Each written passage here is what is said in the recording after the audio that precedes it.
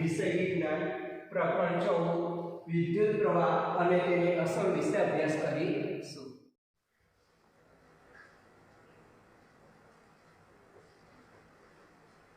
જોઈએ આપણે ધોરણ 6 ના 12મા પ્રકરણમાં એક રમત સૂચવેલી છે. તમારો હાથ કેટલો સ્થિર રહે છે આ રમત રમવાનો પ્રયત્ન તમે જરૂરથી કર્યો હશે, ખરું ને? ધોરણ 6 ના 12મા પ્રકરણમાં એક રમત સૂચવેલી હતી અને પછી તમારો હાથ કેટલો સ્થિર છે એવો પ્રશ્ન હતો જે તમે રમત રમવાનો પ્રયત્ન કર્યો હશે. જો આ પ્રયત્ન કર્યો ન હોય તો અત્યારે તે જરૂરથી કરી શકો છો. બુજો તથા પહેલી બંને ધોરણ 6 ની આ રમત વિદ્યુત પરિપથનું જોડાણ કરીને ગોઠવી હતી. વિદ્યુત પરિપથનું જોડાણ કરીને આ બંને રમત ગોઠવી હતી. તેમને તેમના મિત્રો તથા કુટુંબીજનો સાથે આ રમત રમવામાં ખૂબ જ આનંદ આવ્યો હતો. તેમને એટલી બધી મજા પડી કે તેઓએ દૂરના શહેરમાં રહેતા પિતરાઈ ભાઈ બહેનને આ રમત રમવાનું સૂચન કરવાનું નક્કી કર્યું. એમને એટલી મજા આવી હતી આ રમત રમવાનું કે તેમના દૂર રહેતા જે પિતરાઈ ભાઈ બહેન હતા તેમને પણ આ રમત રમવાનું સૂચન કર્યું હતું. આથી પહેલીએ જુદા જુદા વિદ્યુતના ઘટકો કેવી રીતે જોડાયેલા છે તેનું સ્પષ્ટ ચિત્ર બનાવ્યું.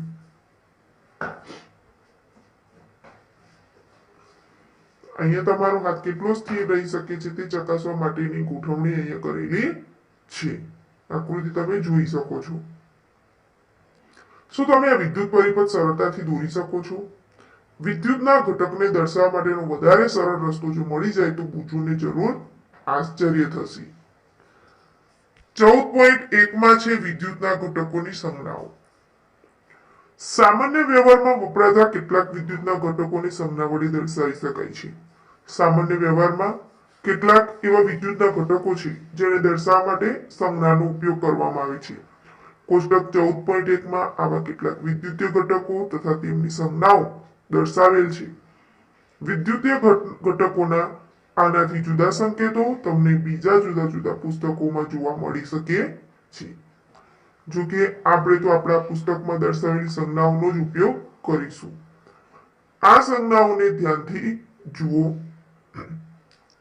વિદ્યુત કોષની સંજ્ઞામાં એક પાતળી તથા લાંબી રેખાની સમાંતર બીજી ટૂંકી અને જાડી રેખા છે. તમે વિદ્યુત સંજ્ઞા કોષ જુઓ, તેમાં એક પાતળી તથા લાંબી રેખાની સમાંતર બીજી ટૂંકી અને જાડી રેખા છે. તમને એ યાદ આવે છે ને કે વિદ્યુત કોષને ધન ધ્રુવ તથા ઋણ ધ્રુવ એમ બે ધ્રુવ હોય છે. વિદ્યુત કોષ હોય છે તેને બે ધ્રુવ હોય છે, ધન ધ્રુવ અને ઋણ ધ્રુવ. વિદ્યુત કોષની સંજ્ઞામાં લાંબી રેખા ધન ધ્રુવ અને ટૂંકી જાડી રેખા ઋણ ધ્રુવ દર્શાવી છે. જે લાંબી રેખા છે તે ધન ધ્રુવ અને ટૂંકી જાડી રેખા તે ઋણ ધ્રુવ દર્શાવી છે. વિદ્યુત કળ એટલે કે સ્વિચ માટે જોડાણની અવસ્થા ઓન અને ખુલ્લી અવસ્થા ઓફ માટેની સંજ્ઞાઓ જુદી જુદી હોય છે. વિદ્યુત કળ જોડાણ માટે અવસ્થા જે ખુલ્લી અવસ્થા બરાબર, જોડાણની અવસ્થા ઓન અને ખુલ્લી અવસ્થા ઓફ ની સંજ્ઞાઓ પણ જુદી જુદી જ હોય છે. વિદ્યુતના જુદા જુદા ઘટકોના જોડાણ માટેના જોડાણ તારને રેખા વડે દર્શાવાય છે. કોષ્ટક 14.1 માં વિદ્યુત કોષ એટલે કે બેટરી માટેની સંજ્ઞા પણ આપેલી છે. વિદ્યુત કોષ શું છે તે તમે જાણો છો. બેટરીની સંજ્ઞાને ધ્યાનથી જુઓ. વિદ્યુત કોષ શેની બનેલી હોય છે તે તમે કહી શકો છો. તો કેટલીક પ્રવૃત્તિઓમાં આપણને એક કરતા વધારે વિદ્યુત કોષની જરૂર પડે છે. આથી આકૃતિ 14.2 મુજબ 2 કે 2 થી અહીં તમે વિદ્યુત પરિપથના કેટલાક ઘટકો માટેની સંજ્ઞાઓ આવી તમે જોઈ હશે. વિદ્યુત ઘટક વિદ્યુત કોષ છે. સંજ્ઞા અહીંયા ઋણ ધન અને ઋણ બરાબર. પછી વિદ્યુત બલ્બને આવી સંજ્ઞા જુઓ છો.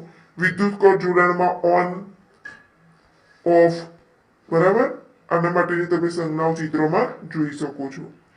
વિદ્યુત કોષનું જોડાણ કરીએ છીએ. એ ખાસ નોંધો કે એક વિદ્યુત કોષનો ધન ધ્રુવ ત્યાર પછીના વિદ્યુત કોષના ઋણ ધ્રુવ સાથે જોડવામાં આવે છે. આવા 2 કે 2 થી વધુ વિદ્યુત કોષના જોડાણને બેટરી કહે છે. આગળ ટોર્ચ, ટ્રાન્ઝિસ્ટર, રેડિયો, રમકડા, ટીવીનું રિમોટ કંટ્રોલ જેવા ઘણા વિદ્યુતના ઉપકરણોમાં વિદ્યુત કોષ વપરાય છે.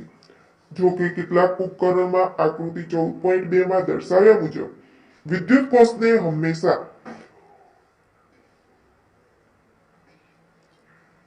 એકની પાછળ એક તે રીતે ગોઠવવામાં આવતા નથી. કેટલીક વખત વિદ્યુત કોષને પાસે ગોઠવવામાં આવે છે. તો પછી વિદ્યુત કોષોના ધ્રુવોને કેવી રીતે જોડવામાં આવે છે? તો કોઈ વિદ્યુતીય ઉપકરણના વિદ્યુત કોષ રાખવાના ખાનાને ધ્યાનથી નિહાળો તો તમને જણાશે કે એક વિદ્યુત કોષના ધન ધ્રુવને ત્યાર પછી ગોઠવેલા બીજા વિદ્યુત કોષના ઋણ ધ્રુવ સાથે જાડા તાર કે ધાતુની પટ્ટી વડે જોડેલું હોય છે. અને બેટરીના ખાનામાં વિદ્યુત કોષને સાચી રીતે ગોઠવવા માટે તેમને મદદરૂપ થાય તે માટે ધન અને ઋણ એટલે કે આ પ્લસ અને માઇનસ સંજ્ઞાઓનો નિર્દેશ ત્યાં કરેલો હોય છે. તો આપણી પ્રવૃત્તિઓ માટે વિદ્યુત કોષોને કેવી રીતે જોડીને બેટરી બનાવીએ છીએ? અહીંયા આકૃતિ 14.4 માં તમે 14.4 માં જોઈએ આપણે 14.4 પાછળ છે. અહીં આકૃતિ 14.2 માં કે 2 વિદ્યુત કોષ ધરાવતી બેટરી અને 4 વિદ્યુત કોષ ધરાવતી બેટરી.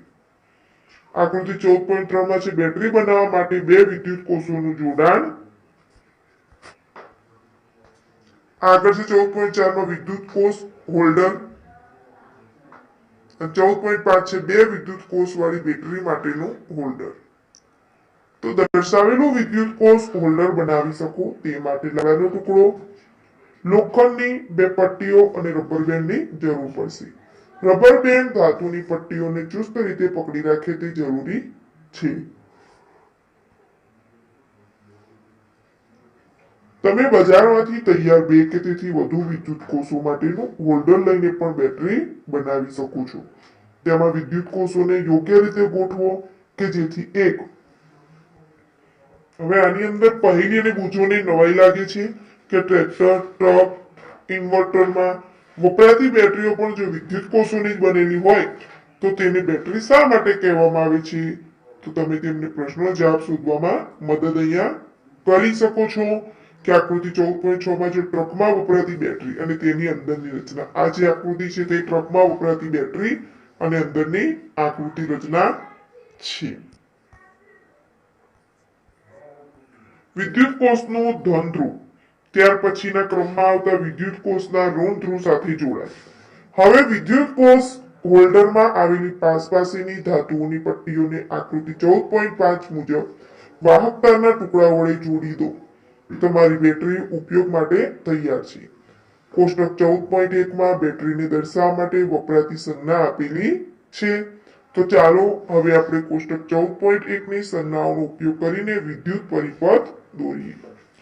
પ્રવૃત્તિ 14.1 માં આકૃતિ 14.7 માં બતાવ્યા મુજબ વિદ્યુત પરિપથ બનાવો. આગળ ધોરણ 6 માં વિદ્યુતનો બલ્બ પ્રકાશ આપે તે માટેનો આના જેવો જ વિદ્યુત પરિપથ આપણે વાપર્યો હતો. તો તમને યાદ છે ને કે વિદ્યુત બલ્બ ત્યારે જ પ્રકાશ આપે છે જ્યારે વિદ્યુત કોર એટલે કે જોડાણની ઓન સ્થિતિમાં હોય.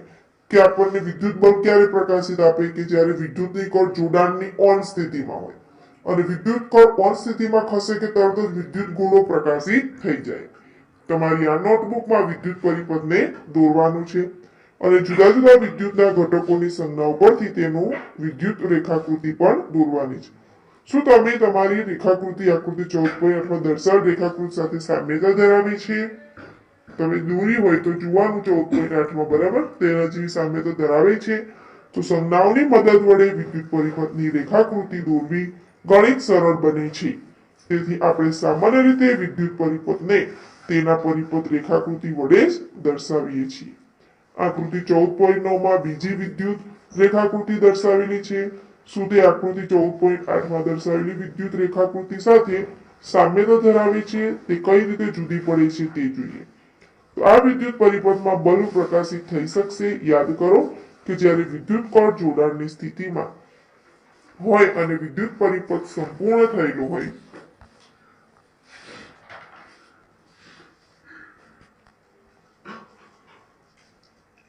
ત્યારે જ બલ્બ પ્રકાશિત થાય છે.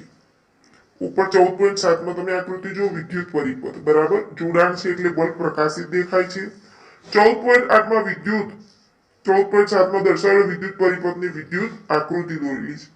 નોંધ કરો કે વિદ્યુત કળ અથવા સ્વિચને પરિપથમાં ગમે તે સ્થાને ગોઠવી શકાય છે. જ્યારે વિદ્યુત કળ જોડાણની અવસ્થામાં હોય ત્યારે બેટરીના ધન છેડાથી બેટરીના ઋણ છેડા સુધીનો પરિપથ પૂર્ણ થાય છે.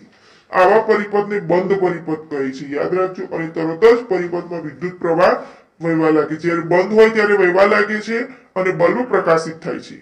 જ્યારે સ્વિચ ખુલ્લી અવસ્થામાં હોય ત્યારે પરિપથ પૂર્ણ થતો નથી. તેને ખુલ્લો પરિપથ કહે છે. આ પરિપથમાં કોઈ પણ ભાગમાં વિદ્યુત પ્રવાહ વહેતો નથી. બલ્બની અંદર પાતળો તાર હોય છે જેને ફિલામેન્ટ કહે છે. જ્યારે તેમાંથી વિદ્યુત પ્રવાહ પસાર થાય છે. બલ્બની અંદર એક પાતળો તાર હોય છે તેને ફિલામેન્ટ કહે છે. તેમાંથી વિદ્યુત પ્રવાહ પસાર થાય છે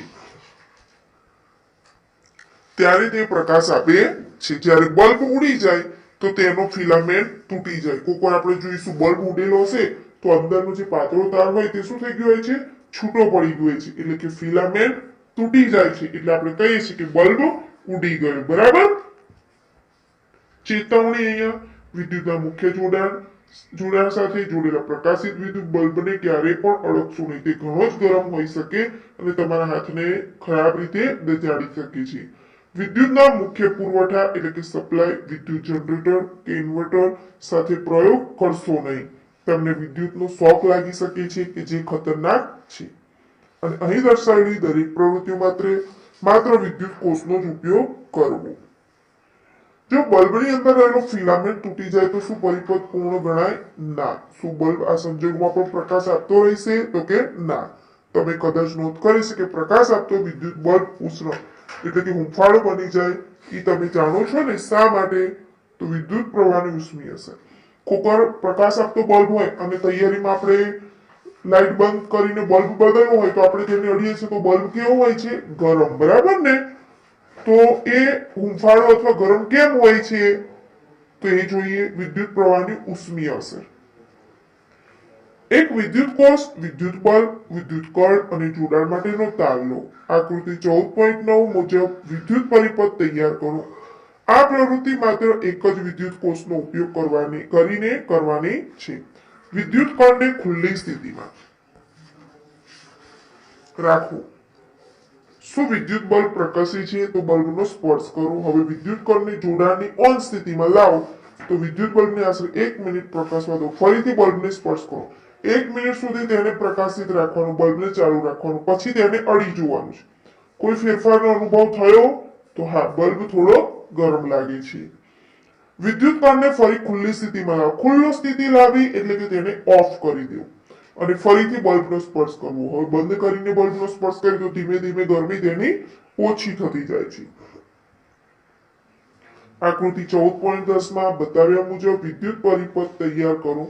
આશરે 10 સેમી લંબાઈનો નિક્રોમ ધાતુનો તારનો ટુકડો લઈને બંને ખીલીઓ વચ્ચે બાંધી દો.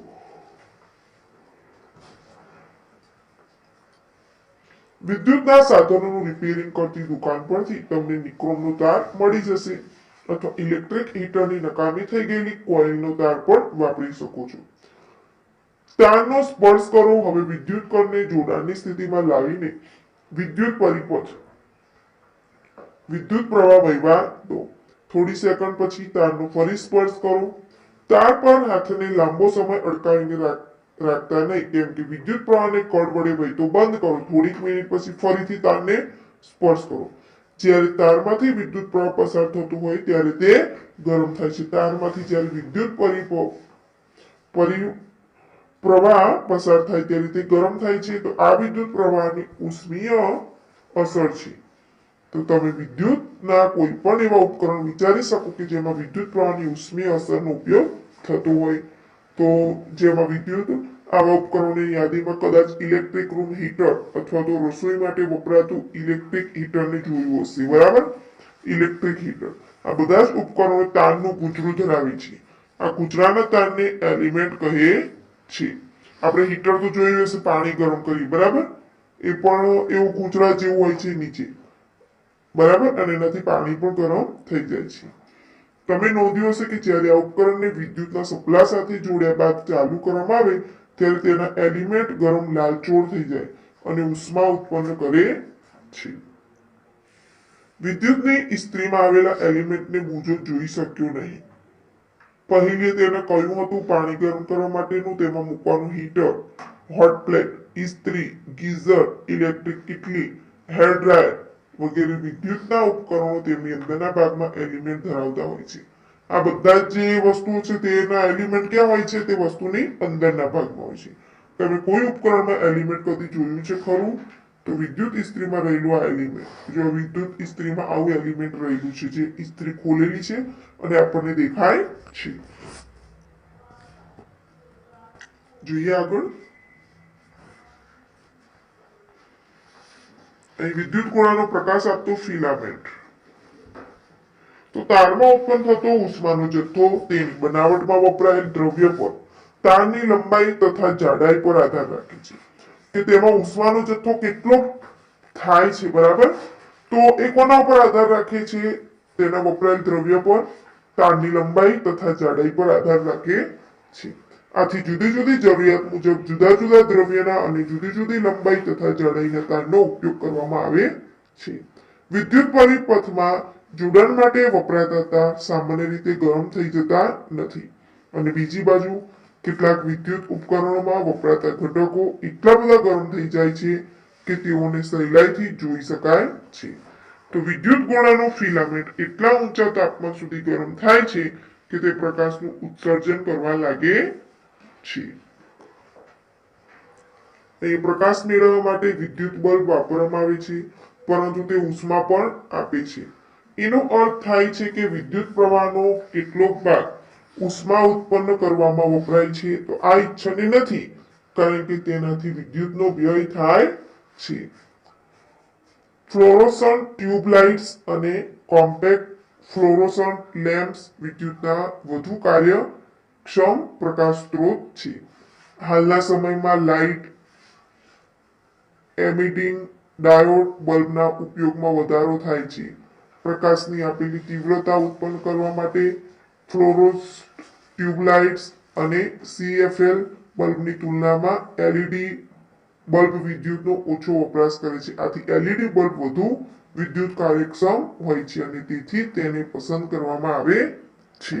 LED બલ્બ એ વિદ્યુત વધારે ઉત્પન્ન કરવામાં કાર્યક્ષમ હોય છે. આથી અત્યારે મોટે ભાગે LED બલ્બનો આપણે વધારે પડતો ઉપયોગ કરીએ છીએ. તમે આ જે લાઇટ દેખાય છે, બરાબર, એવી લાઇટો આપણે જોઈ છે. ટ્યુબલાઇટ છે, ઉપર LED બલ્બ છે. તેમ છતાં વિદ્યુત બલ્બ, ટ્યુબલાઇટ કે CFLs ને ખરીદતા પહેલા ISI માર્ક જોવો જોઈએ. હકીકતમાં કોઈ પણ વિદ્યુત ઉપકરણ ખરીદી કરતા પહેલા તેના પર ISI માર્ક હોવાનું ચકાસી લેવું. વિદ્યુત ઉપકરણ વાપરવા માટે સલામત છે અને ઉર્જાનો વ્યય ઓછામાં ઓછો કરે છે તેની ખાતરી ISI માર્ક આપે છે. હવે આગળ જોઈએ કે જો તારમાંથી ઘણો વધુ વિદ્યુત પ્રવાહ પસાર થાય તો તાર એટલો બધો ગરમ થઈ શકે કે પીગળી તેમજ તૂટી પણ જાય. તો શું તારનું પીગળી જવું કે તૂટી જવું શક્ય છે ખરું? હા. તો ચાલો આપણે તેને ચકાસીએ. અહીંયા મકાનમાં વપરાતો ફ્યુઝ. આ ફ્યુઝની જે આકૃતિ દોરેલી છે, મકાનમાં જે વપરાતો ફ્યુઝ છે તે તમે જોયેલો જ હશે. તો અહીંયા પ્રવૃત્તિ 14.3 માટે આપણે વાપરેલો પરિપથ ફરીથી બનાવવાનો છે. જોકે તેમાં વિદ્યુત કોષને સ્થાને 4 વિદ્યુત કોષ વપરાતી બેટરી પણ ગોઠવો. વળી નિક્રોમ તારના સ્થાને સ્ટીલ વૂલનો પાતળો તાંતણો બાંધો. જે નિક્રોમ તાર છે ત્યાં આગળ આપણે સ્ટીલ વૂલનો પાતળો તાંતણો બાંધી શકીએ છીએ. સ્ટીલ વૂલનો ઉપયોગ વાસણોને સાફ કરવા માટે થાય છે. સ્ટીલ વૂલનો ઉપયોગ શું થાય છે? વાસણોને સાફ કરવા માટે, જે સામાન્ય રીતે કરિયાણાની દુકાનમાં મળે છે. જો ઓરડામાં કોઈ પંખો ચાલુ હોય તો તેને બંધ કરો. હવે વિદ્યુત પરિપથમાં થોડાક સમય વિદ્યુત પ્રવાહને વેવડાવો અને સ્ટીલ વૂલના તાંતણાનું ધ્યાનથી નિરીક્ષણ કરો. તો શું નોંધ કરો કે શું સ્ટીલ વૂલનો તાંતણો પીગળી ગયો કે તૂટી ગયો? તો ખાસ પ્રકારના ધાતુમાંથી એવા તાર બનાવવામાં આવે છે કે જેઓ તેમાંથી મોટો વિદ્યુત પ્રવાહ પસાર થતા તરત જ પીગળીને તૂટી જાય છે. કે આવા તાર ધાતુના એવી રીતે બનાવવામાં આવે છે કે તેમાં વધુ પડતો જ્યારે વિદ્યુત પ્રવાહ પસાર થઈ જાય ત્યારે તે શું થઈ જાય છે? તૂટી જાય, કાં તો પછી તે પીગળી જાય છે. આવા તાર વિદ્યુતના ફ્યુઝ બનાવવામાં આવે છે અને આવા તારને વિદ્યુતમાં ફ્યુઝ બનાવવા માટે વપરાય છે. તો બધી જ બિલ્ડિંગોમાં બધા જ વિદ્યુત પરિપથમાં ફ્યુઝ ગોઠવાયેલા હોય છે. દરેક ઘરમાં, દરેક બિલ્ડિંગમાં આવા ફ્યુઝ તો ગોઠવાયેલા જ હોય છે. તો વિદ્યુત પ્રવાહ અને વિદ્યુત પરિપથમાં સલામતીપૂર્વક વહેવા માટેની મહત્તમ મર્યાદા હોય છે કે કોઈ પણ વિદ્યુત પરિપથમાં સલામતપૂર્વક વહેવા માટેની એક મહત્તમ મર્યાદા હોય છે. જો અકસ્માતે સલામત મર્યાદા કરતા વિદ્યુત પ્રવાહ વધી જાય, બરાબર, કદાચ સલામત મર્યાદા કરતા પણ વધુ વિદ્યુત પ્રવાહ વહી જાય તો વિદ્યુતનું વહન કરતા તાર વધુ પડતા ગરમ થઈને સળગવા પણ લાગે છે. જો વિદ્યુત પરિપથમાં યોગ્ય ફ્યુઝ લગાવેલો હોય તો તે ઉડી જાય અને પરિપથમાં વિદ્યુત પ્રવાહ બંધ કરી દે. જ્યાંથી ફ્યુઝ એ એવી સલામત રચના છે કે જે વિદ્યુત પરિપથમાં થતા નુકસાન અને શક્ય એવી આગની ઘટનાને અટકાવે છે. અહીં સાવચેતીમાં લખ્યું છે કે વિદ્યુતની મેઇન લાઇનમાં રહેલા ફ્યુઝને જાતે તપાસવાનો પ્રયત્ન કરવો જોઈએ નહીં. આ મેઇન લાઇટ સ્વિચ છે, ત્યાં રહેલું જે ફ્યુઝ છે, બરાબર, એ ફ્યુઝને જાતે આપણે અડકવાનો પ્રયત્ન ન કરવો જોઈએ. જો કે તમે વિદ્યુતના સાધનોને રિપેર કરતી દુકાનમાં જઈને બળી ગયેલા ફ્યુઝ અથવા નવા ફ્યુઝની સરખામણી કરો તો યોગ્ય છે. વિદ્યુત પરિપથમાં વધુ પડતો વિદ્યુત પ્રવાહ વહેવાનું એક કારણ વાહકનો તારનો થતો સીધો પરસ્પર સંપર્ક છે. જ્યારે વાયર ઉપર રહેતું અવાહક સ્તર ઘસારાને કારણે નીકળી જાય ત્યારે આવું બની શકે છે કે જે શોર્ટ સર્કિટની પણ ઘટના સર્જે છે. જ્યારે એક જ વિદ્યુતના સર્કિટમાં ઘણા ઉપકરણો જોડવામાં આવે છે ત્યારે વિદ્યુત પ્રવાહ વધી જવાને કારણે માટેનું બીજું કારણ બને છે. જે વિદ્યુત પરિપથમાં ઓવરલોડિંગ ઉત્પન્ન થાય છે કે એક જ તારમાં ઘણા બધા તાર, બરાબર, આપણે વિદ્યુત પરિપથમાં વહેડાવા માંડીએ છીએ ત્યારે તે શું થઈ જાય છે? ઓવરલોડિંગ ઉત્પન્ન કરે છે. આથી આગળ જોઈએ કે વિદ્યુત પરિપથમાં ઓવરલોડિંગ ઉત્પન્ન થાય છે. જ્યારે વધુ ગરમ થાય ત્યારે ઓવરલોડ થઈ જાય છે. તો આપણે ન્યૂઝપેપરમાં કોઈક વાર વાંચેલું હોય છે કે ઓવરલોડિંગ થતા શોર્ટ સર્કિટને કારણે આગ લાગવાનો બનાવ તો આપણે વાંચ્યો જ હશે. તો પરિપથમાં યોગ્ય ફ્યુઝ લગાવેલો હોય તો તે ઉડી જાય છે અને પરિપથમાં વિદ્યુત પ્રવાહ બંધ કરી દે છે. આથી ફ્યુઝ એવી સલામત રચના છે કે વિદ્યુત પરિપથમાં થતા નુકસાન અને શક્ય એવી આગની ઘટનાને પણ અટકાવે છે. હવે આગળ જોઈએ. આગળ આની બાજુમાં છે મિનિએચર સર્કિટ બ્રેકર, કે હાલના વખતમાં ફ્યુઝના સ્થાને મિનિએચર સર્કિટ બ્રેકરનો ઉપયોગ પ્રાસ વધવા લાગ્યો છે. આ ખાસ પ્રકારની સ્વિચ એટલે કે વિદ્યુત કોર્ડ છે જે વિદ્યુત પરિપથમાં વિદ્યુત પ્રવાહ સલામત મર્યાદા કરતા વધી જાય ત્યારે ઓટોમેટિક બંધ થઈ જાય છે અને તમે તેને ચાલુ કરો ત્યારે ફરીથી વિદ્યુત પરિપથ પૂર્ણ થાય છે. એમસીબી પર પણ આઈએસઆઈ ની નિશાની હોવી જરૂરી છે. હવે સાવચેતી છે કે આઈએસઆઈ માર્કાવાળા ચોક્કસ ઉપયોગ માટે ખાસ પ્રકારના બનાવેલા યોગ્ય ફ્યુઝનો હંમેશા ઉપયોગ કરવો જોઈએ. ફ્યુઝમાં ગમે તે તાર કે ધાતુની પટ્ટીનો ઉપયોગ ક્યારેય પણ કરવો નહીં. જુદા જુદા હેતુઓ માટે જુદા જુદા પ્રકારના ફ્યુઝ વપરાય છે. જુદા જુદા હેતુ હોય તો જુદા જુદા ફ્યુઝ વપરાય છે. આકૃતિ 14.14 માં આપણા ઘરમાં વપરાતા ફ્યુઝને દર્શાવે છે. આકૃતિ 14.14 માં દર્શાવેલા ફ્યુઝ વિદ્યુત ઉપકરણમાં વપરાય છે. તો વિદ્યુત પ્રવાહની ઉષ્મીય અસર આપણે જોઈ અને તેના ફાયદા માટે કેવી રીતે વાપરીએ છીએ તે પણ શીખ્યા. તો અહીંયા શું વિદ્યુત પ્રવાહ બીજી કોઈ અસર હોય છે ખરી? તે જોઈએ. વિદ્યુત પ્રવાહની ચુંબકીય અસર, કે વિદ્યુત પ્રવાહની બીજી કોઈ અસર છે? તો અહીંયા છે વિદ્યુત પ્રવાહની ચુંબકીય અસર. પ્રવૃત્તિ 14.5 માં વપરાઈ ગયેલી દિવાસળીની પેટીમાંથી અંદરનું ખાનું કાઢી, વપરાઈ ગયેલી દિવાસળી હોય એ પેટીમાંથી અંદરનું ખાનું કાઢી લો. હવે તેની ઉપર વિદ્યુતના તારને થોડાક આટા મારીને તારને લપેટો. ખાનાની અંદરના ભાગમાં નાની હુકાયંત્ર ડબ્બી મૂકો. હવે આકૃતિ 14.17 મુજબ તારના બંને છેડાનું કણ તથા વિદ્યુત કોષ સાથે જોડાણ કરો. હુકાયંત્રની સોય અને સોય કઈ દિશામાં સ્થિર છે તેની નોંધ કરો. તો હુકાયંત્રની સોય નજીક ગજિયા ચુંબકને લાવીને જુઓ કે શું થાય છે. હવે હુકાયંત્રની સોયને ધ્યાનથી જોતા કણને ઓન સ્થિતિમાં લાવો તો તમે શું જોયું? શું હુકાયંત્રની સોયનું આવર્તન થયું? તો કણને ઓફ સ્થિતિમાં ખસેડો. શું હુકાયંત્રની સોય તેની મૂળભૂત સ્થિતિમાં આવી ગઈ? ઓન અને ઓફ બરાબર કરીને આપણે જોવાનું છે હુકાયંત્રની અસર. અહીં આકૃતિ 14.18 માં હાન ક્રિશ્ચિયન ઓસ્ટ્રેટ, બરાબર, આગળ જોઈશું આપણે પ્રયોગનું થોડા સમય સુધી પુનરાવર્તન કરવાનું છે અને પછી આ પ્રયોગ શું દર્શાવે છે કે આપણે જાણીએ છીએ હોકાયંત્રની સોય પોતે નાનકડું ચુંબક છે. હોકાયંત્રની સોય આપણે આગળ ચુંબકના પ્રકારો જોયા હતા, બરાબર? તો ચુંબકના પ્રકારમાં હોકાયંત્રની સોય એ પણ એક ચુંબકનો પ્રકાર જ છે જે ઉત્તર અને દક્ષિણ દિશા દર્શાવે છે. જ્યારે આપણે તેની નજીક ચુંબક લાવીએ ત્યારે તેની સોયનું આવર્તન થાય છે. આપણે એ પણ જોઈ ગયા કે જ્યારે નજીક રહેલા તારમાંથી વિદ્યુત પ્રવાહ પસાર થાય ત્યારે હોકાયંત્રની સોય આવર્તન અનુભવે છે. તમે આ બંને અવલોકનોને પરસ્પર સંબંધ જાણી શકો છો. જ્યારે તારમાંથી વિદ્યુત પ્રવાહ પસાર થાય ત્યારે તાર ચુંબક તરીકે વર્તે છે. તો આવી રીતે વાત હતી કે જેમથી હાન ક્રિશ્ચિયન ઓસ્ટ્રેટ નામના વૈજ્ઞાનિકને પણ નવાઈ લાગી હતી કે એવા પ્રથમ વ્યક્તિ હતા જેમણે નોંધ્યું કે જ્યારે તારમાંથી વિદ્યુત પ્રવાહ પસાર થાય ત્યારે પ્રત્યેક વખતે હોકાયંત્રની સોય આવર્તન અનુભવે છે. કે જ્યારે પણ તારમાંથી વિદ્યુત પ્રવાહ પસાર થાય ત્યારે દરેક વખતે હોકાયંત્રની સોય આવર્તન અનુભવે છે. આથી જ્યારે તારમાંથી વિદ્યુત પ્રવાહ પસાર થાય ત્યારે ચુંબક તરીકે વર્તે છે, જે વિદ્યુત પ્રવાહની ચુંબકીય અસર છે. વાસ્તવમાં ચુંબક બનાવવા માટે વિદ્યુત પ્રવાહનો ઉપયોગ થાય છે. ચુંબક બનાવવા માટે વિદ્યુત પ્રવાહનો ઉપયોગ થાય છે. શું તમને આ બધું આશ્ચર્યજનક લાગ્યું? તો ચાલો આપણે પ્રયત્ન કરી જોઈએ. અહીંયા પ્રયત્ન કરેલો છે, અહીં વિદ્યુત ચુંબક છે.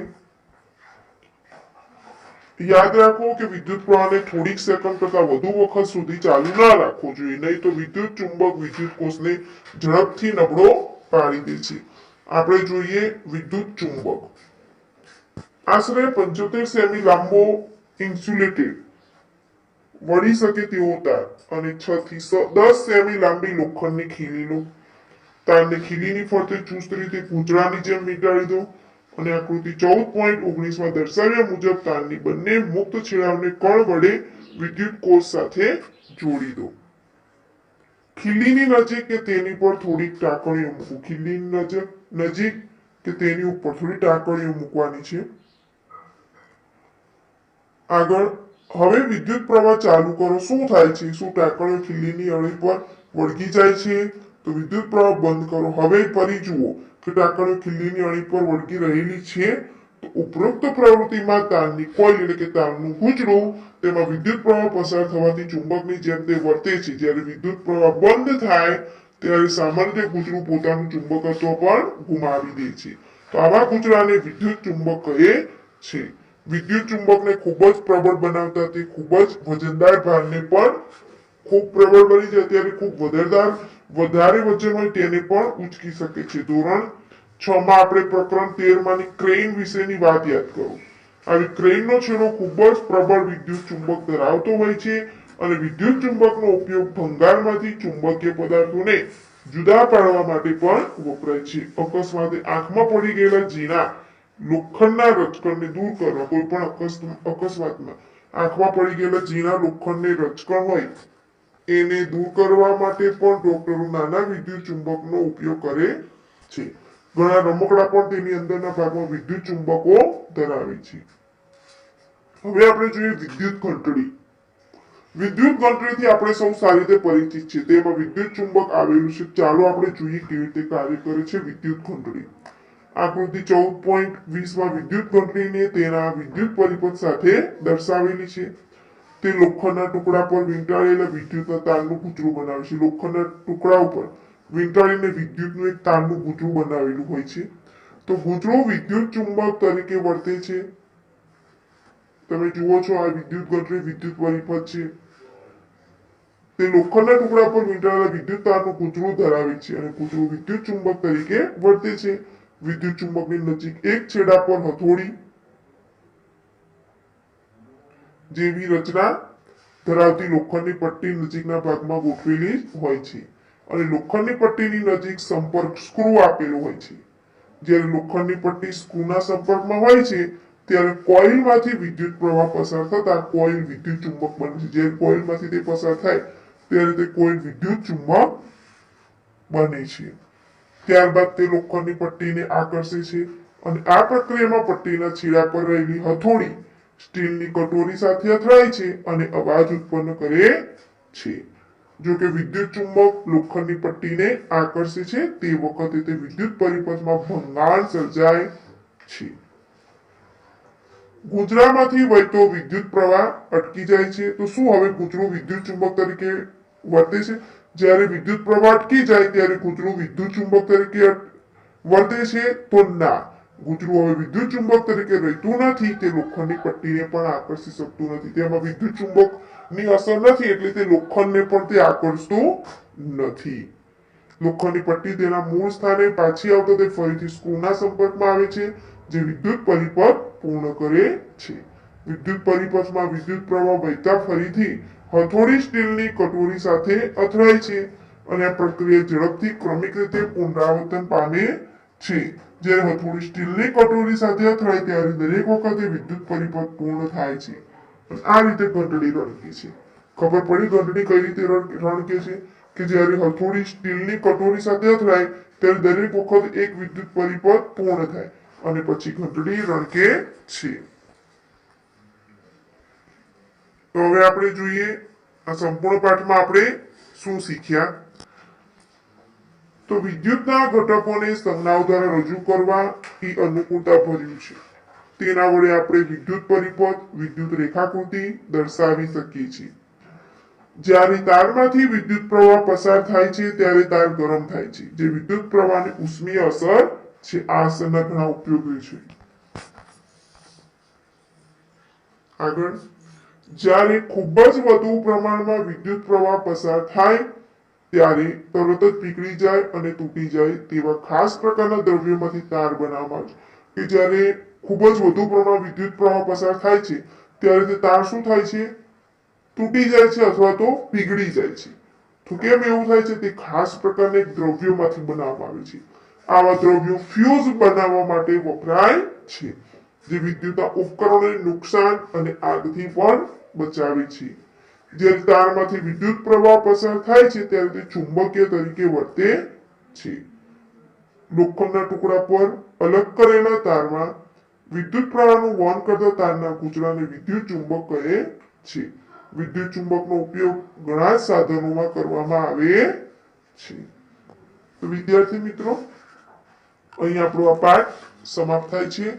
આગળનો પાઠ હું નવા વિડીયોમાં લઈને આવીશ. ધન્યવાદ.